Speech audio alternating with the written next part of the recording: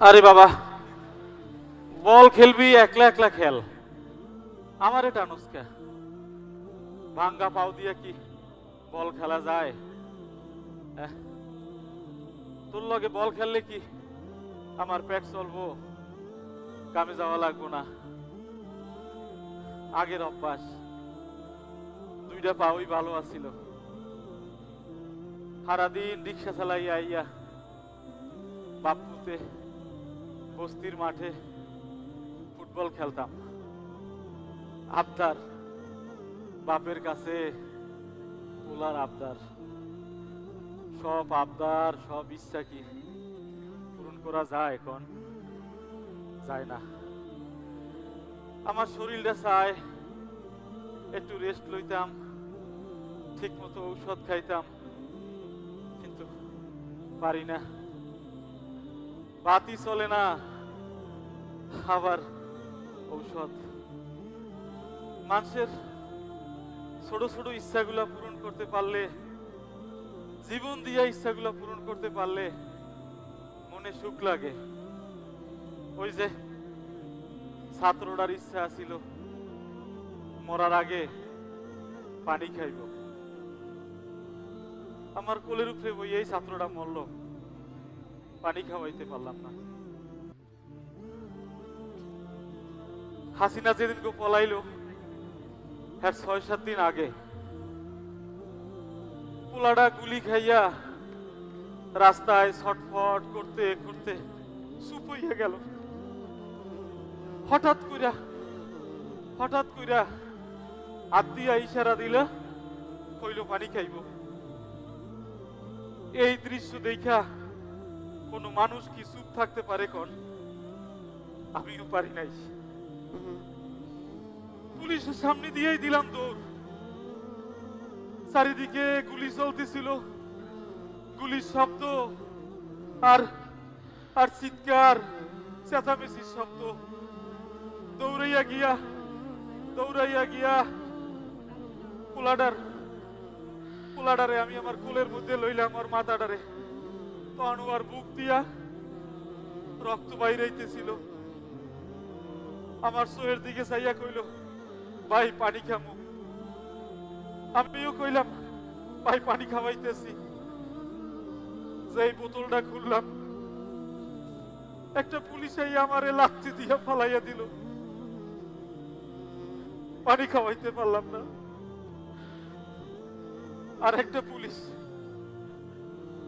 Police আইয়া দৌড়াইয়া আর বুকের উপরে উইটা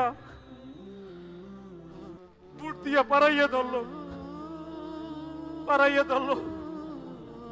কইল, কুত্তার বাচ্চা, তোরে জনমের পানি খাওয়াইতেছি।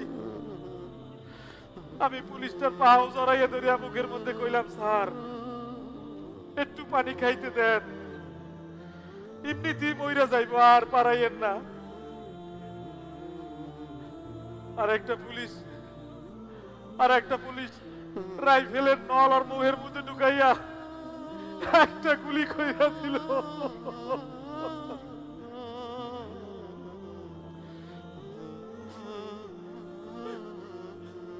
পোলাডার মগজ, পোলাডার রক্তে আমার পুরা শরীর বহিজা গেল।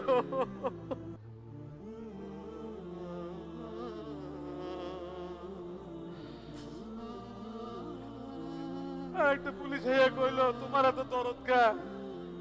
তোমার দরদ আমি ছুটাইতে আছি। একজন আমার পাও বাড়াইয়া ধরলো, আর একজন রাইফেলের নল ঠেকাইয়া আমার ডাইন পায়ের উপরে গুলি করে দিল।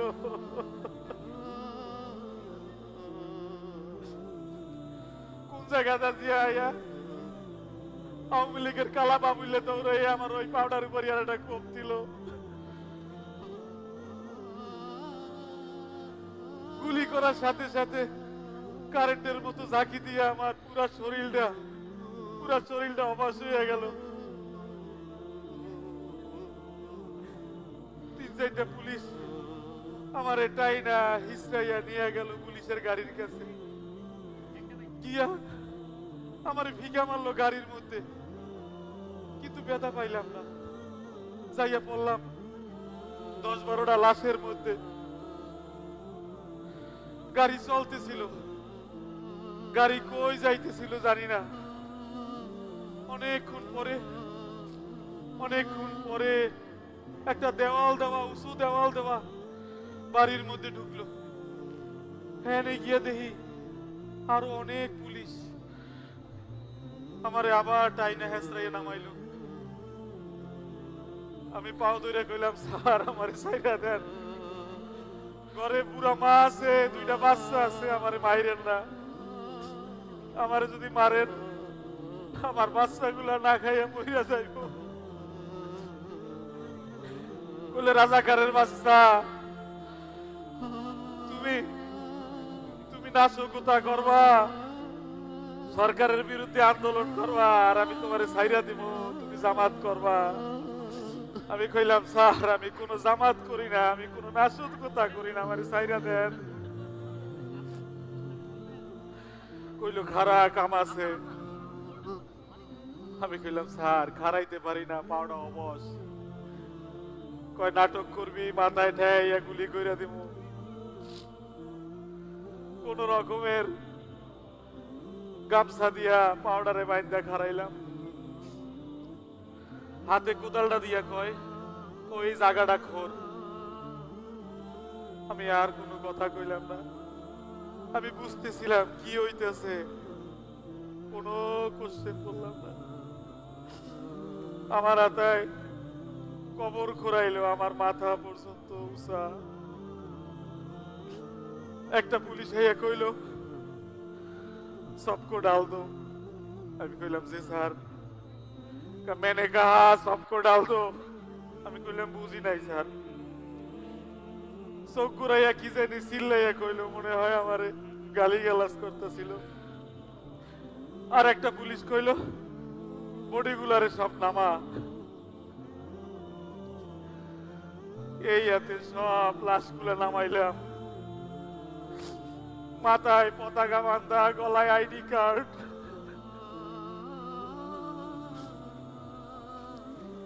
কিছু লাশের আমার পাঞ্জাবি পরা, মাথার মাঝখানে গুলি করা। তখন লাশের শরীর দিয়ে আতরের গন্ধ আইতেছিল। স্যার এবার মাটি দিয়ে ডাইকা দেই। কয় না। পেট্রোল আনলো, আমার চোখের সামনে দিয়ে সব লাশগুলা জ্বালাইয়া দিল।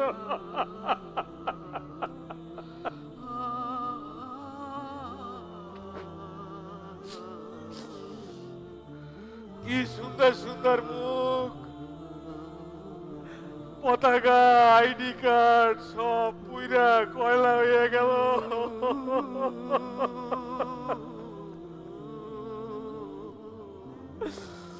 কিচ্ছু কইতে পারতেছিলাম না। তখন লাশের পকেট দিয়া মোবাইল বাজতেছিল।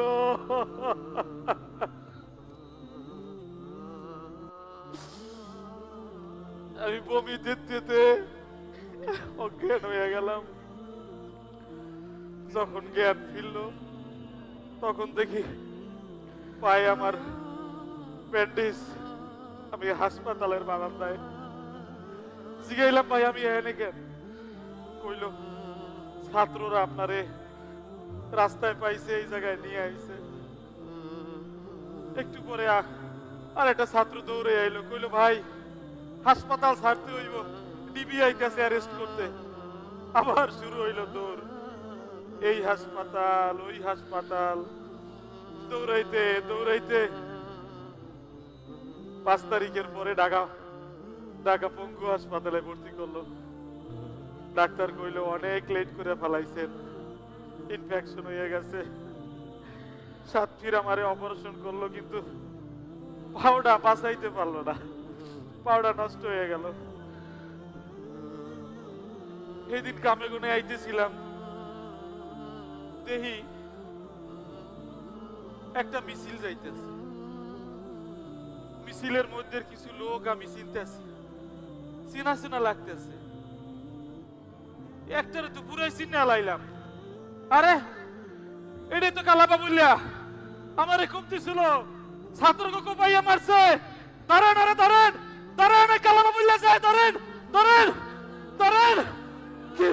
কিন্তু আমারে থামাইয়া দিল, আমার লোকজন থামাই দিল কিসের কালাবা বললা আমি ওরে চিনি ও কালাবা বললা ধরেন আরে ধরেন কয় কালাবা বললা তাতে কি হইছে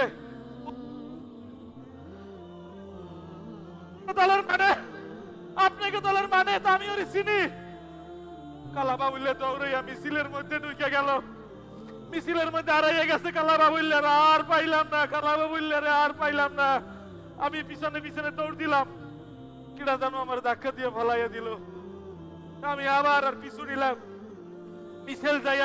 মিছিল যাইয়া জনসভার লাগে মিলা গেল আর পাইলাম না কালাবা বললা রে আর পাইলাম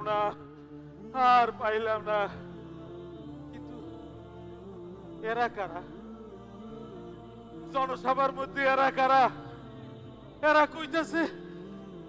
কইতেছে আওয়ামী লীগরে নাকি এরা নিয়ে নির্বাচন করব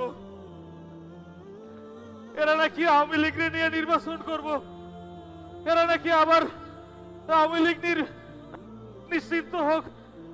নিশ্চিত হোক এরা নাকি চায় না তাইলে ওরা কি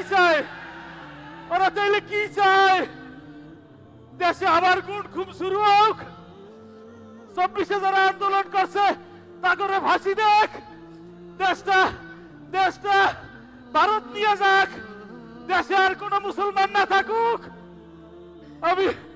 আমি আর কোন 24 দেখতে চাই না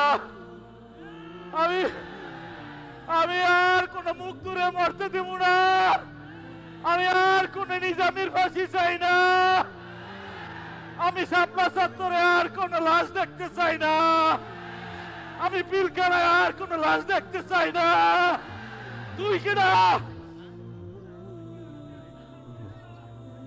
এই দেশটা বাঁচার তুই কিনা এই দেশে আওয়ামী লীগের যারা ফিরাই আনবো তারা নব্য স্বৈরাচার তারাই নব্য স্বৈরাচার দেশে আওয়ামী লীগের জায়গা দিব আর এই নব্য স্বৈরাচার আমি আইসু লাশের গন্ধ পাই